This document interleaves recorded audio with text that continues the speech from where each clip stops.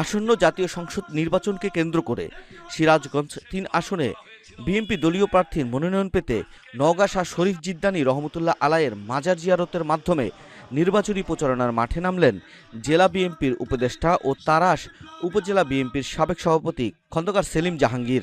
গতকাল বুধবার নওগাঁর হযরত শাহ শরীফ জিদানী রহমতুল্লাহ আলাই মাজার মসজিদে জোহরের নামাজ আদায় ও মাজার জিয়ারতের মধ্য দিয়ে নির্বাচনের শোডাউন, পথযাত্রা ও জাতীয় সংসদ নির্বাচনে ভোট চেয়ে গণসংযোগ ও প্রচারণা শুরু করেন তিনি।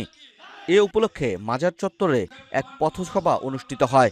এ সময় তিনি বলেন, দীর্ঘ ১৭ বছর এদেশে ফ্যাসিস্ট আওয়ামী লীগ সরকার শাসন করেছে, মানুষের ভোটের অধিকার হনন করেছে, জনগণের বাক স্বাধীনতা হস্তক্ষেপ করে কণ্ঠরোধ করেছিল। বাংলার মানুষ তার প্রতিদান তাকে দিয়েছে, মানুষকে খুন করে দেশ থেকে বিতাড়িত করেছে। খুনি হাসিনা আর কখনো বাংলার মাটিতে আসতে পারবে না।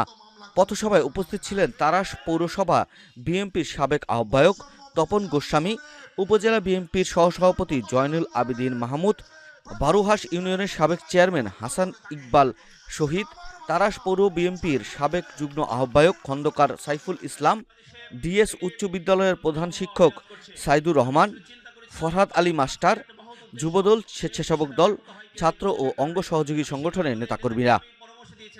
এক পর্যায়ে যে আমরা একটা বড় একটি গণযোগাড়ন সৃষ্টি করতে চাই, আপনাকে সাথে নিয়ে, তারাশবাসীকে সাথে নিয়ে, এবং আমরা ওই আমাদের যে পবিত্র ভূমি আমাদের শাহ শরীফ জিন্দানী রহমতুল্লাহ আলাইহির মাজার জিয়ারতের মধ্য দিয়ে আপনাকে আমরা এই একটি দ্বার প্রান্তে পৌঁছে দিতে চাই।